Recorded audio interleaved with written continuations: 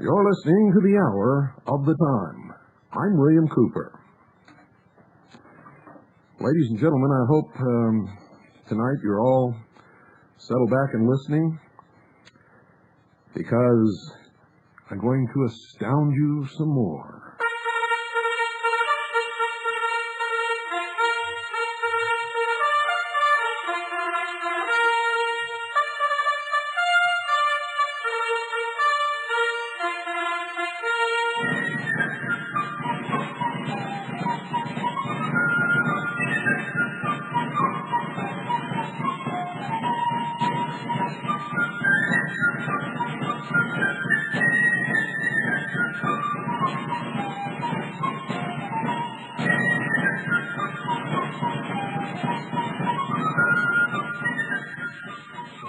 The Second Continental Army of the Republic is looking for good, reliable, responsible Americans who are leaders with organizational skills and military experience. We will put you to work. We will not accept applications from racists, bigots, religious fanatics, self-proclaimed prophets, reactionaries, or convicted felons. And I hate to tag that last one on, especially if someone has served their time. But the fact is, we must stay completely above reproach. And so far, the Second Continental Army of the Republic has been completely and totally above reproach and will continue to operate in that manner. If you were listening last night, you were beginning to learn the quality of our people, the thoroughness of our work, our dedication, our willingness to sacrifice. We're not interested in anyone who wants to scratch their own egos. We want people who are interested in doing whatever needs to be done legally and lawfully to save freedom for all people. We need people who can undergo and pass a complete background examination,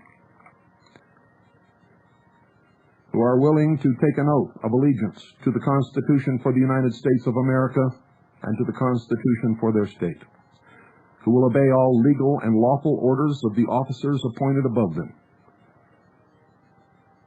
who can keep their mouth shut and adhere to the policy of the Second Continental Army of the Republic. If you believe that you are one of these people, men, women, Jew, black, Buddhist, white, Native American, we don't care. If you fit the description of the people that I have just outlined, send me a letter immediately, and someone will contact you.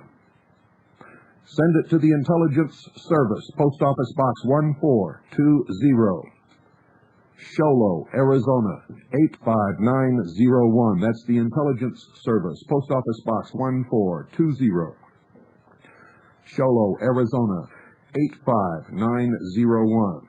Make sure that you include a complete resume and an address and a phone number where you can be contacted.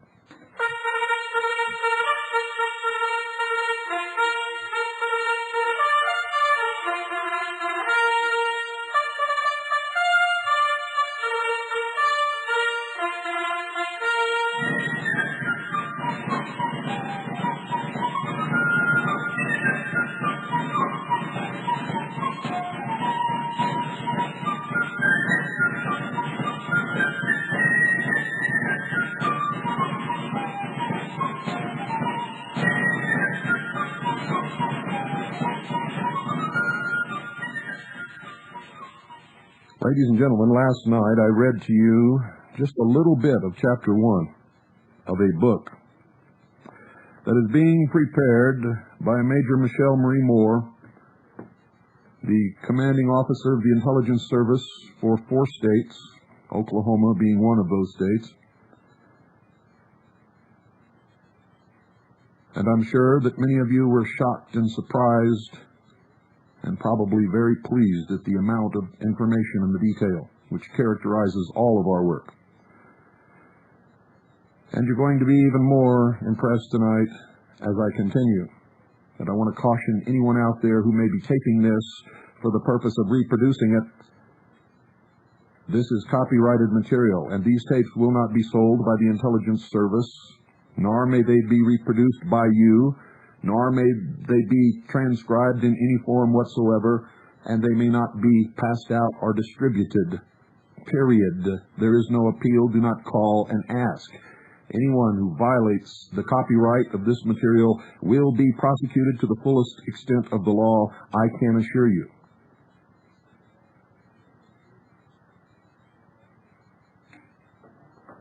Ladies and gentlemen, it's going to be an extremely thick book, or will appear in 2 volumes. What you are hearing is minuscule and is so detailed,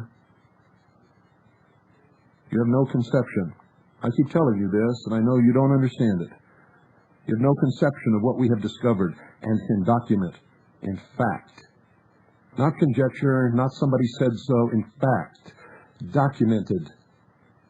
Testimony on tape, in sworn affidavits, videotape, audio tape, documentation, film.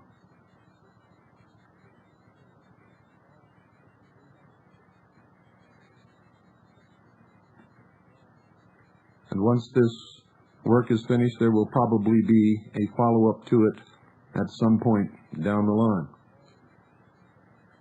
There will be other works published by the intelligence service, by other people who are also working on this investigation.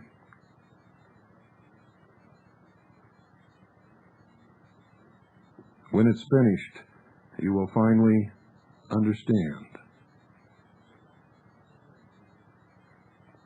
And you will understand what we've been warning you about all these years. You will understand why you must prepare and what you are facing. For truly, the enemy has no conscience, no morals, no ethics, no tears.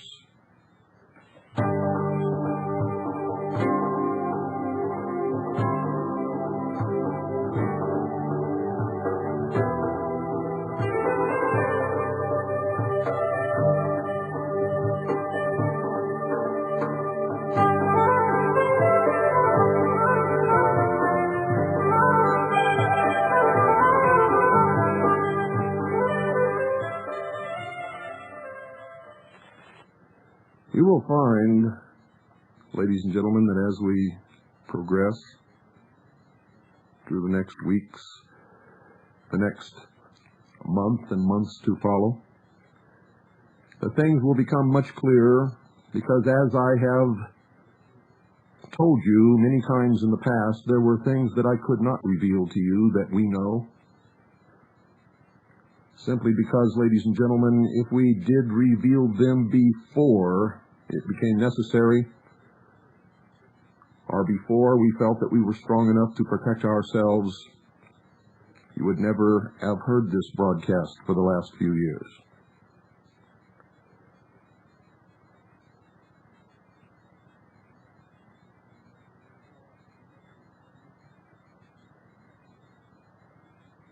That little bit of music I knew would give you a sense of expectation so that you could more better receive the message that I just gave you. Don't miss one single hour of this broadcast. If you do, you will be sorry.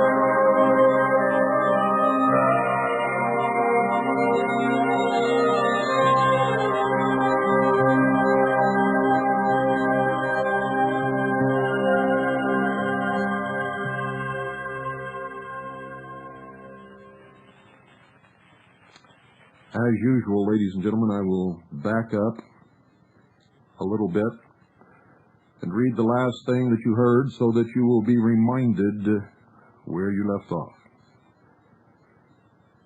Mr. Cooper told me to observe a pattern that would soon emerge. He predicted that Islamic fundamentalists would initially be blamed for the disaster, but within a few days, charges would be leveled against militia groups in the United States. I filed that information into the back of my mind for future reference.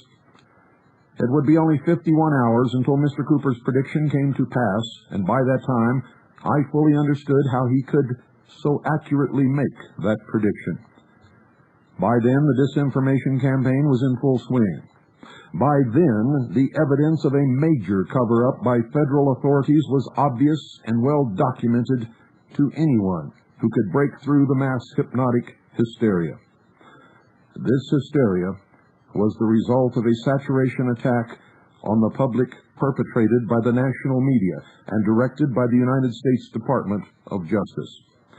It was going to be difficult, to say nothing of treacherous, to keep footing on firm, logical ground in the face of what occurred over the days which followed. In the meantime, Ms. Lee Evans of KFOR Channel 4 Television received a telephone call at 9:45 a.m. from an unidentified male claiming to be a member of the Nation of Islam. The caller stated that the Nation of Islam claimed responsibility for the bombing, and that such a thing could happen again in other buildings in the area. The caller immediately hung up. Ms. Evans contacted the Nation of Islam headquarters in Chicago, Illinois, hoping to speak with Minister Louis Farrakhan to ask him to confirm or deny the claim. She was told by Nation of Islam representatives that the organization would hold a press conference in the afternoon to comment on the matter, but at that time, they had nothing to say in response. Later that afternoon, shortly before 2:30 p.m., the Nation of Islam National Headquarters released a statement denying any involvement in the Oklahoma City bombing, saying, "Nation of Islam officials emphatically deny any connection with the terrible act and, along with the entire country, pray for the success of public officials, rescue workers, and all those working to save lives and property." The Chicago headquarters announced that an official press conference would be held at 3 p.m., and further statements would be made at that time. The rumors, claims, counterclaims, and denials about Middle Eastern perpetrators continued at full strength for 2.5 days, and would later reappear as other independent investigations directed by the local news media got underway. Only once was any effort made by the news media to discern and publicize the difference between the Nation of Islam and the Middle Eastern practitioners of the Islamic religion.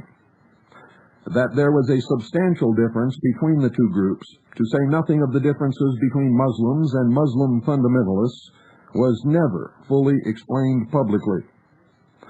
To the general public, they were all the same thing, and this ignorant and prejudicial view caused great tension in the Islamic communities of Oklahoma City, Norman, and Edmond. Dr. M.A. Shakir, a cardiologist and president of the American Muslim Association in Oklahoma City, addressed the situation in the newspapers. He had spent hours working at the bomb site, helping the rescuers and providing treatment to the injured. Dr. Shakir's wife, an anesthesiologist at St. Anthony Hospital, had worked a 7-hour shift aiding the wounded until the hospital began to send medical personnel home when it became apparent that there were going to be few, if any, additional survivors. Said Dr. Shakir, "There is an element of concern in the Muslim community until they find whoever did it, that there might be a backlash. As a doctor, as a parent, I can feel the tragedy. Nobody in the Muslim Association in any way condones the crime, and everyone hopes the criminals, whoever they are, will be punished." The media was asked to remain objective and calm and to act with restraint. In the late afternoon, Ibrahim Hooper, National Communications Director for the Council on American Islamic Relations in Washington, D.C., stated that the possibility of a Middle Eastern suspect did not mean that the suspect was necessarily a Muslim. Quote, "This is what happens in these situations," Hooper said, "but there are no suspects. Why people jump to those conclusions that this was done by Muslims, I don't know. The thing is, members of the Muslim community hesitate to even discuss this, because even in condemning it, we're associating ourselves with it." End quote. The Council on American Islamic Relations, in conjunction with other American Muslim groups, issued a formal statement condemning the bombing attack as a criminal and immoral act. The statement also said, to link this attack with the religion of Islam places millions of responsible American Muslims at risk. The sentiment of most Muslims in the Oklahoma City area was summed up by one gentleman who asked to remain anonymous for fear of retaliation. He said, "We are just like any other Americans here. We condemn it as much as anybody else." That there were people of Middle Eastern descent in the Oklahoma City area should not have come as a surprise to anyone. There is a large, peaceful, and well-respected Middle Eastern Islamic population in the metropolitan area, ranging in estimated numbers from 6,000 to 10,000 people. For at least 2 decades, the University of Oklahoma in Norman had attracted large numbers of Middle Eastern students because of its excellent petroleum engineering and land management degree programs. The Oklahoma City area was home to many wonderful business and professional people of Middle Eastern descent, and the city of Edmond, located 15 miles north of Oklahoma City, had recently erected a mosque in which Islamic worshipers practiced their religion. The aspersions cast upon those from the Middle East, all of whom were automatically and wrongfully assumed to be of the Islamic faith, were racist, prejudicial, and predictable. Many local citizens assumed that given the violent nature of the war in the Middle East and the terrorist bombing of the World Trade Center in New York City in 1993, it was only logical that Muslim fundamentalists must surely have been responsible for the bombing in Oklahoma City as well. Few local people, if any, realized that court documents filed in May following the World Trade Center event revealed that the Federal Bureau of Investigation had been implicated in the World Trade Center bombing, that it had supervised the building of the bomb, that it had planned and directed the event, and that an FBI employee even instructed accused bomber Mohammed Salameh now to drive the infamous Ryder rental van 2 days before the explosion occurred. In addition to the court documents, the New York Times and the Los Angeles Times had published transcripts of tapes made between an FBI informant and his federal government handlers, which clearly documented and demonstrated the degree of involvement of the FBI in the World Trade Center bombing, a disaster designed to achieve a specific political end.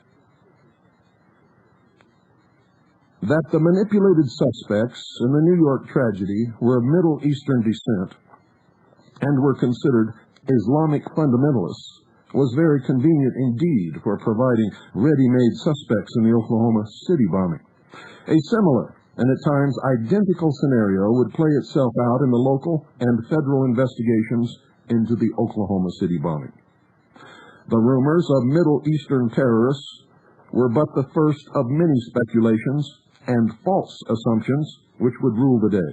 Of even greater import were the rumors that only one explosion had occurred on the morning of April 19th. There has always been a tremendous amount of evidence which indicated multiple blasts, but for some reason, federal officials denied them.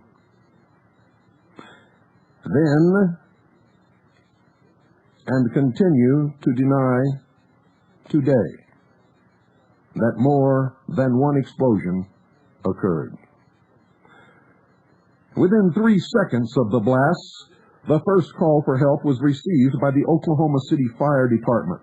The emergency tapes reveal that the initial report described more than one explosion. Quote, "We have a large column of smoke to the south of this address. We just heard some loud explosions."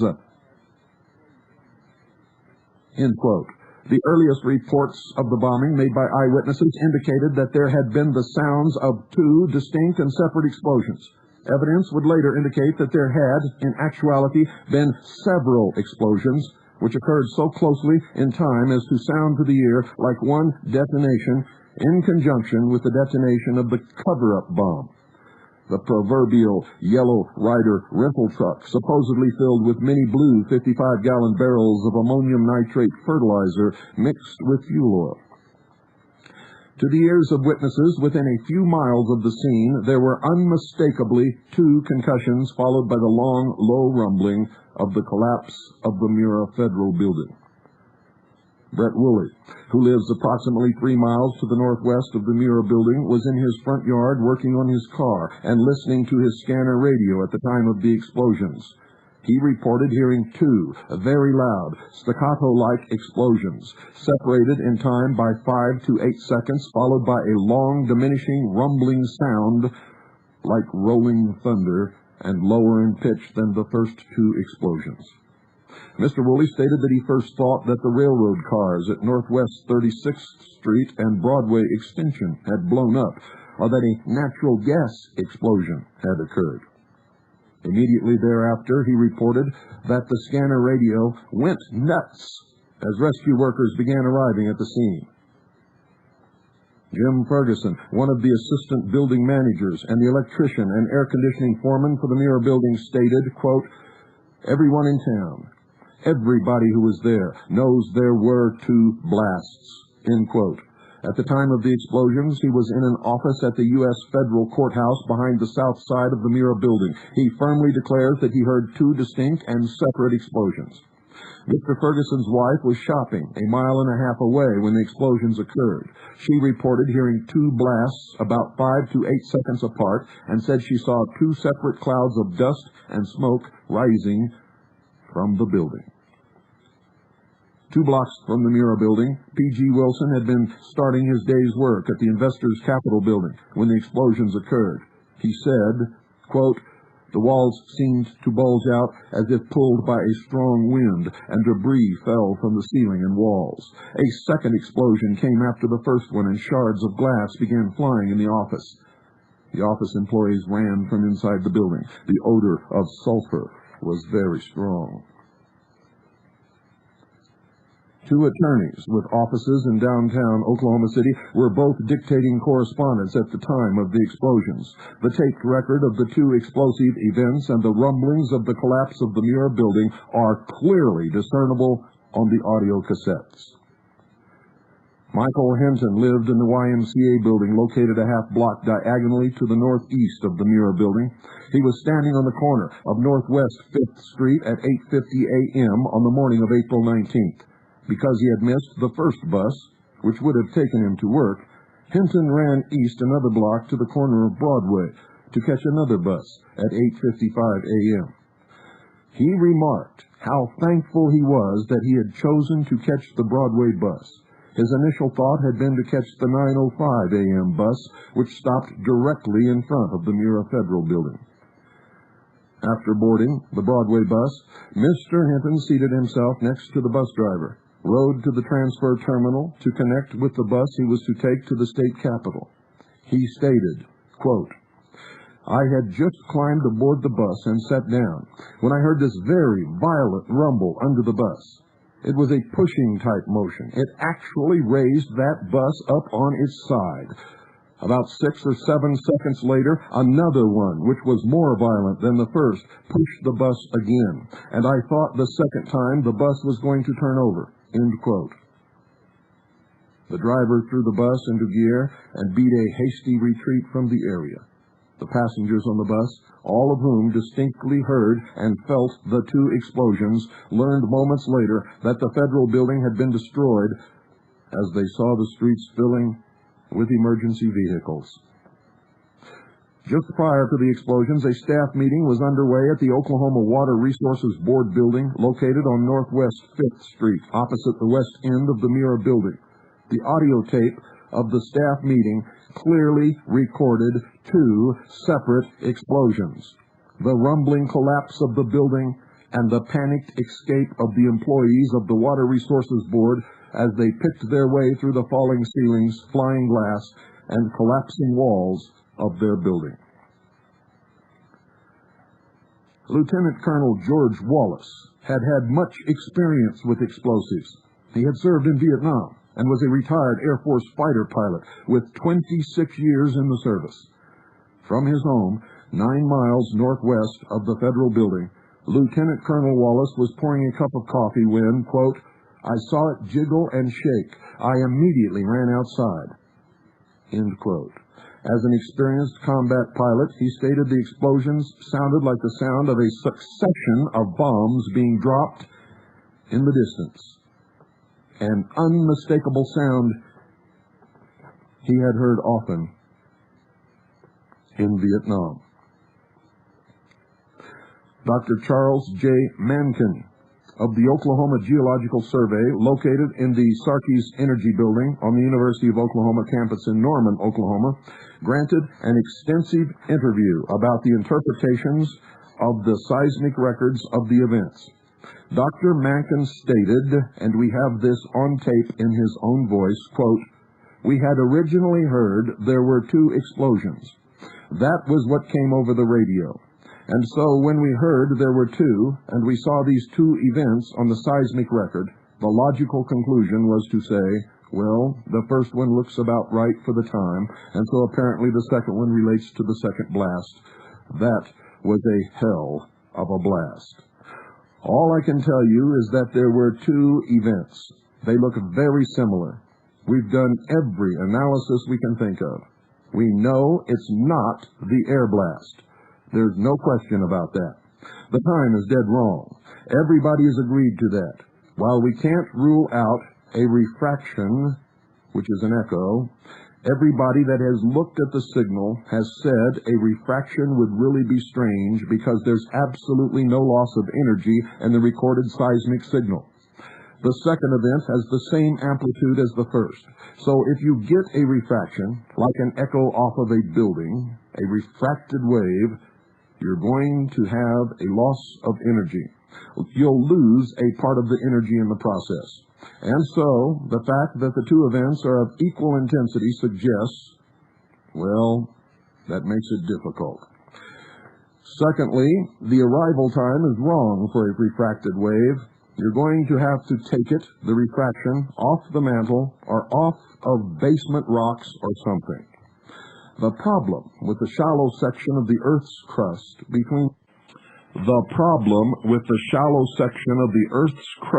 between here and Oklahoma City is that we've got a pile of rather discontinuous sandstone and shale. A big delta called the Garber Delta. That's where we get our water. It's a big delta consisting of channels of sand that go from east to west, and they're irregularly scattered through this pile of material. There aren't coherent layers from which you could get a reflection until you get to some depth. And if you try to calculate the travel time down and back up, the time is wrong, and it still wouldn't be the same intensity.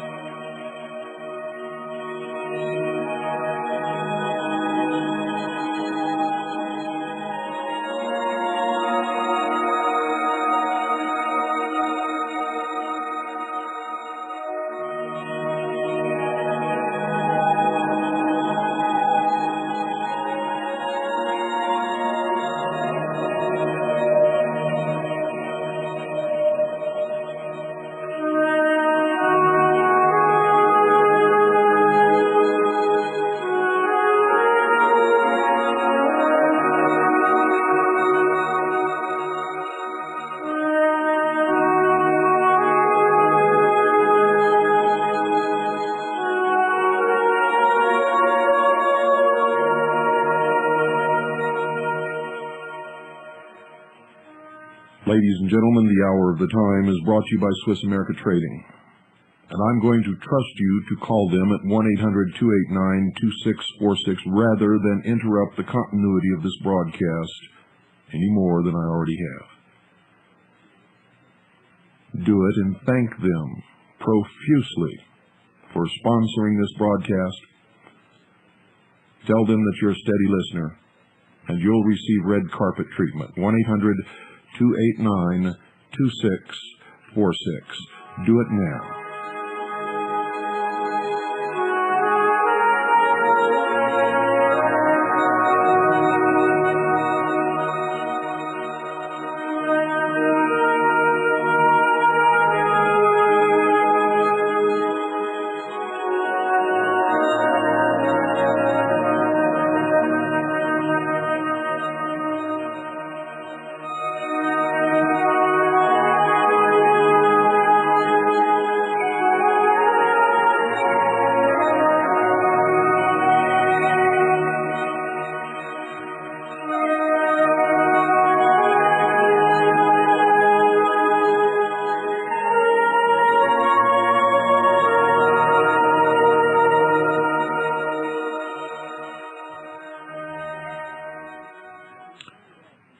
So we've ruled out reflections, refractions, and the air blast.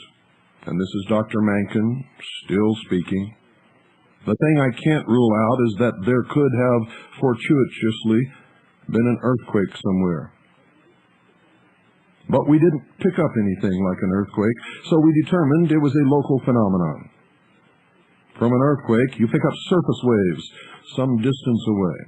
But here, we knew the building was blasted. We knew where it was. We had the seismometer, and we got this record and said, okay, if it was this building, then this first event would have occurred at 9:02 plus some seconds.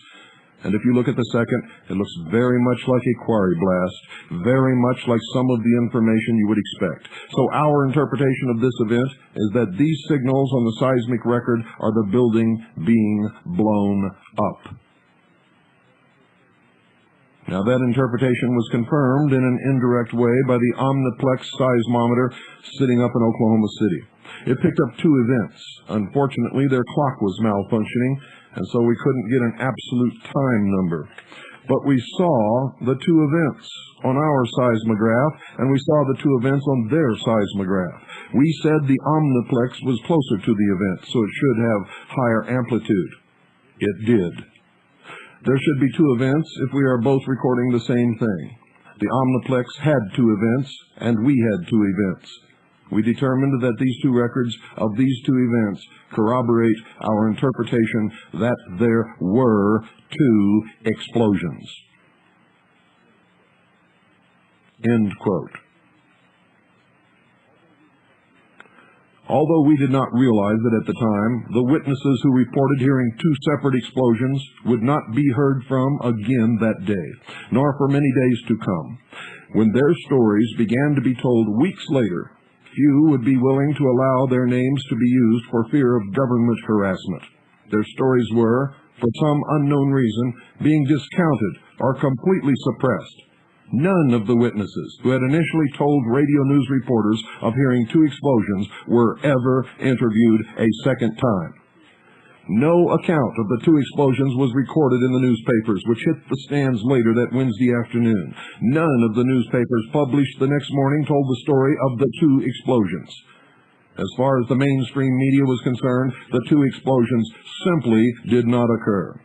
The representatives of the media were told by federal officials what to say and how to explain the event to the public, and the media obeyed. Approximately 2 months after the bombing, ABC National News claimed that it had just acquired the audio tape from the staff meeting at the Oklahoma Water Resources Board building, and a heavily edited version was aired on television. The televised version of the tape revealed only the first explosion, followed by very poorly executed and obvious audio edits, leading directly to the panic-stricken escape section of the tape. The sounds of the second explosion and the collapse of the Mira building had been completely removed from the televised version of the Water Resources Board tape. It was assumed that the sloppy editing of the tape had been done under the direction of ABC News. One has to ask, who ordered ABC News, if indeed they did it, to edit the tape prior to national broadcast? And why was it so important to remove all evidence of the secondary explosions? Who was being protected by those audio edits? Why? Why was the story altered? By nature of the injuries which resulted from the bombing, the bodies of the dead, and the remains of the building itself all told a story which contradicted the official reports. Those official reports began taking over the airwaves on the afternoon of April 19th. The building had been destroyed from within and from without. The fact that the entire north face of the Mira building had been blown 50 yards away to smash into the Journal Record building was the simplest of indications that one or more explosions had to have occurred within the building itself. The children in the second-floor daycare center had been eating breakfast at the side of the room at approximately 9 a.m. The north wall of the daycare center, which faced northwest 5th Street, had been blown away from the daycare center, and the inner wall, which buried the children, had been blown outwardly upon them from the inside of the building, crushing them where they sat at the breakfast table. Later in the investigation, the spokesman for the medical examiner's office, Ray Blackney, would report that bodies of some victims had been blown outwardly from the building through concrete walls and into the street.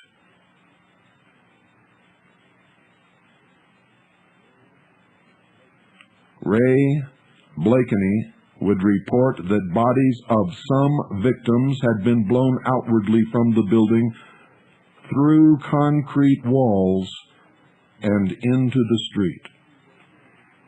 One rescue worker on the scene commented about the instability of the building. Oklahoma Highway Patrol Trooper Kyle Greenfield left the building saying, "That building could go at any minute. It's totally shook off its foundation." But the foundational rooting of the building stretched 4 stories deep into the earth. A single bomb located 15 to 20 feet from the building at the street level would not have greatly affected the foundational structure underground. Only explosive devices placed within the building at the bases of the support columns could have shaken the building from its underground foundation. Jim Hargrove worked in the office of the Inspector General for the United States Department of Health and Human Services. His office was located on the south side of the building. Mr. Hargrove said, quote, "The most disconcerting thing about my office is there is an office to the right of me and an office to the left of me. And after the explosion, there was just nothing there. It was bare. I looked out from my office, which was on the south side, and normally I couldn't see anything except the other offices, and there was nothing there at all. No offices. Instead, I could see my car out in the parking lot on fire. We tied curtains together and lowered ourselves through the window of the 3rd floor to escape." Something was terribly wrong with the big picture. If the bomb had been in the street, why wasn't the front of the building blown into the building? Why was the damage so asymmetrical? Why was so much of the building destroyed? Why had the columns in the building collapsed vertically as if they had been sliced away from the foundation? Within a few hours of the event, the members of the news media suddenly began stressing with much repetition that there had been only one explosion. They all stated too emphatically, too many times, that the one explosion alone had done all of the damage which we were seeing on television. I silently wondered about these strange, apparent contradictions. I wondered why the media had stopped airing the interviews of the witnesses who had heard 2 explosions, who had seen 2 pillars of smoke, who had felt 2 concussions. Right before my very eyes, within only a few hours of the explosions, the official story of the event was being carefully crafted, cautiously molded, and delicately manipulated away from the testimony of witnesses to become something else entirely. Some fiction that had virtually nothing to do with what had actually occurred. I wondered who was doing it and why. But most of all, I wondered why no one else was asking any questions. Charles Caleb Colton once said, "Examinations are formidable, even to the best prepared. For the greatest fool may ask more than the wisest man can answer." Barely an hour had passed since the explosions occurred. The television stations were endlessly rerunning the aerial shots of the federal building, taken moments after the bombing by video cameras mounted in their traffic report helicopters. Anchor desk personnel tried in vain to find profound words to explain to the viewing public what had happened. But on the scanner radios, there was no poetic explanation, no Pulitzer Prize-winning prose. There was no one to middleman the information coming across that medium, and there was no way to wrap the event in a nice newsroom package. It was raw, and it was happening right then.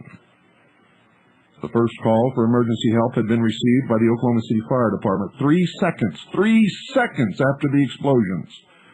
Quote, "We have a large column of smoke to the south of this address. We just heard some loud explosions," end quote. Within seconds of that call for assistance, reports of injuries at the scene began pouring over the scanner. Quote, "We have several injuries downtown on an explosion at the YMCA on 5th. There's injuries all over the place downtown." Oklahoma City firefighter Monty Baxter, arriving at the disaster at 9:03 a.m., was the first fireman on the scene. He radioed back to fire department headquarters, "This explosion is at the corner of 5th Street and Robinson. We have multiple injuries." Other fire trucks began to arrive, driving into the dense black smoke. From the scanner, we heard, "We need to get a pumper over here on Robinson. We could put out these car fires and cut down on your black smoke a little bit." As one group of firefighters concentrated on putting out the fires in the parking lot across the street from the Muir building, others began trying to assess the number and nature of the injuries. Said Sergeant Eric Thompson, "There were people crawling, just stumbling out to the street. Several people were bleeding. There were debris everywhere. There was still stuff falling out of the air." Within minutes, medical personnel began arriving at the scene in great numbers. Paramedic Mark Robinson stated, "I and my partner and 5 other paramedics in plain clothes all piled into the back of one of the ambulances at headquarters, and we headed down to the scene immediately." Many medics came rushing from area hospitals. Some drove downtown from their homes, and some drove miles from out of town to assist in any way possible. One hospital later reported receiving telephone calls from as far away as Illinois, asking if any additional help was needed.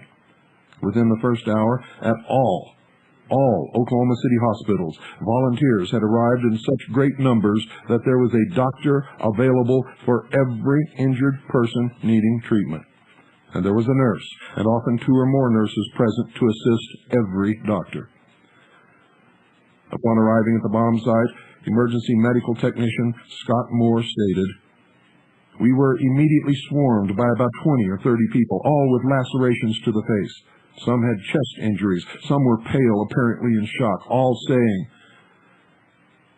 'Can you do something? And can you help us?'" Within those early moments, the scope of the disaster became apparent from the scanner reports. We're reporting multiple incidents inside the county courthouse and the YMCA building. Mass casualty incident at that location over a 6-block area. We're not sure what the center of the explosion was at this time. At 9:08 a.m., witnesses monitoring the scanners knew exactly where this disaster had occurred, and from that source the news media went into action, informing the world. The words of the firefighter reporting what he saw sent waves of shock through everyone listening. The whole front of the federal building is gone, and all floors to the roof. The blast had not only devastated the Mira Federal Building, but had also destroyed cars, tossed a tractor-trailer rig through a fence, crushed brick walls, collapsed smaller concrete buildings in the area, caused foundation shifting in the larger buildings nearby, and shattered windows for miles around. Eventually, many other buildings in the area would be searched for possible victims and assessed for structural damage. The final toll of damaged buildings would exceed 200. 200. Responding to the urgent request for assistance, the Norman Police Department sent 2 medical crews of 6 people along with Captain Phil Cotton and the Emergency Medical Service disaster bus, which could be used as a triage center capable of treating a large number of injured. The disaster bus was then stationed at the corner of Northwest 6th and Robinson Street to handle triage from that location. The purpose of a triage station in a mass casualty incident is to sort the merely injured from the dying and the dead, to prioritize the needs for medical treatment. Scott Moore explained the triage function in more detail. The unresponsive patients, the patients with mortal injuries like the tracheal lacerations, the woman with the portion of the filing cabinet impaled into her chest, still stuck there, those people went out first. Ones that had severe injuries were set in another section. They were also laying down. Then we had a section for the walking wounded. Those were the people there that had glass cuts and looked severe, but really weren't severe. Said paramedic Don Carter, "We couldn't tie up our complete attention for those that were still able to walk. There were more critical patients that needed our attention that were either unconscious or couldn't walk due to their injuries." The calls for medical help dominated the scanner traffic. "We've got a lot of victims here at, what the hell is that, 6th and Robinson. I'm at 5th and Harvey. We've got quite a few injured right here. We need some help. I need at least 3 ambulances at the corner of 5th and Hudson. I've got 3 patients that are in critical condition. We've got about 4 or 5 critical right now and about 100 walking wounded.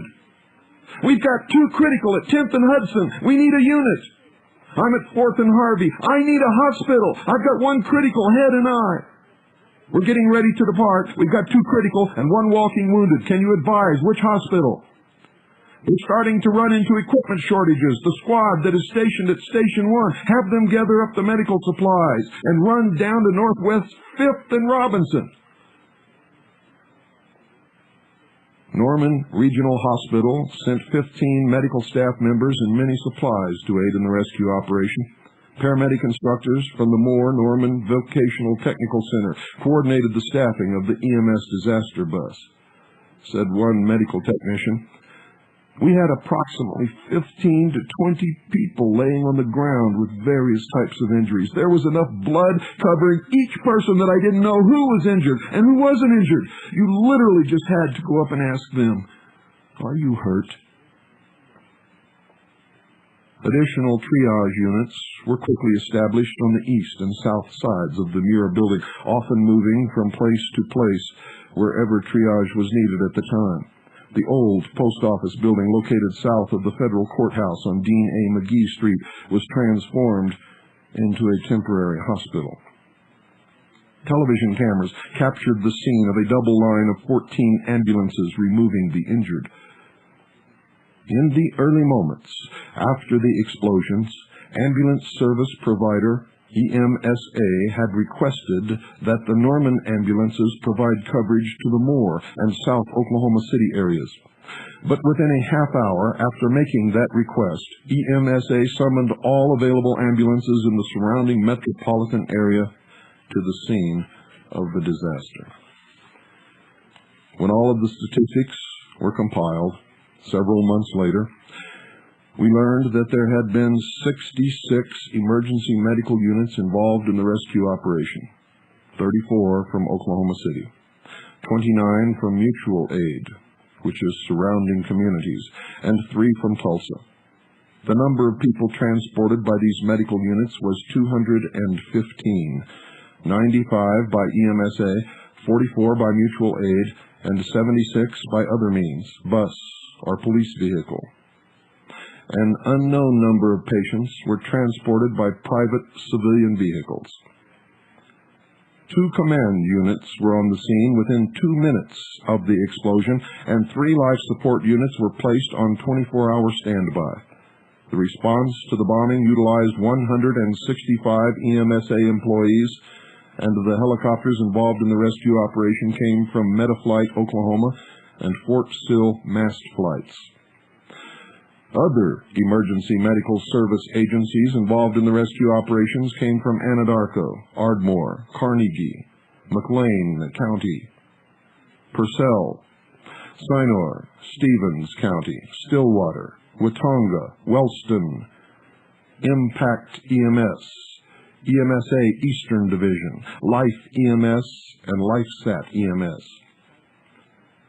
There were more than twice as many medically trained volunteers who were not affiliated with an EMS agency who assisted in the rescue operation. In spite of the fact that their numbers can be estimated but not accurately calculated, their contributions to the effort cannot be discounted. We will also never know how many of the injured were taken to area hospitals in the vehicles of private civilians. There was a large number of emergency vehicles available at the scene, but the number of injured far exceeded the capacity of those vehicles. Without the willingness of private citizens to transport the wounded to area hospitals in their own cars, trucks, or vans, the death toll of the bombing might have been much, much greater. That willingness of heart to serve in whatever capacity needed made the difference between life and death for many of the injured.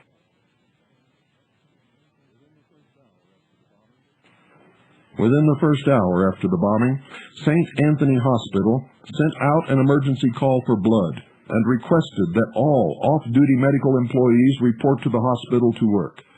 Similar calls for medical personnel went out from all metro area hospitals. It was called Situation Code Black, a state of total emergency which required every available medic to be on hand in a state of readiness.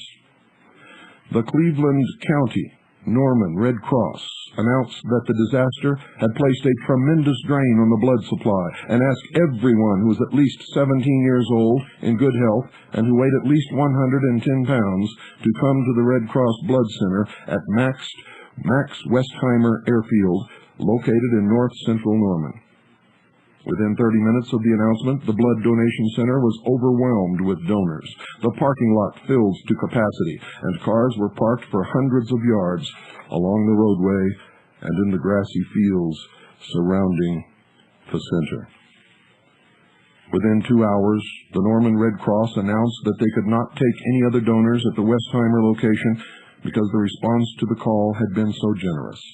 A secondary blood donation center was hastily set up on Haley Drive near the University of Oklahoma campus in the Delta Gamma House. It, too, rapidly filled to capacity with volunteer donors. Good night, ladies and gentlemen, and God bless you all.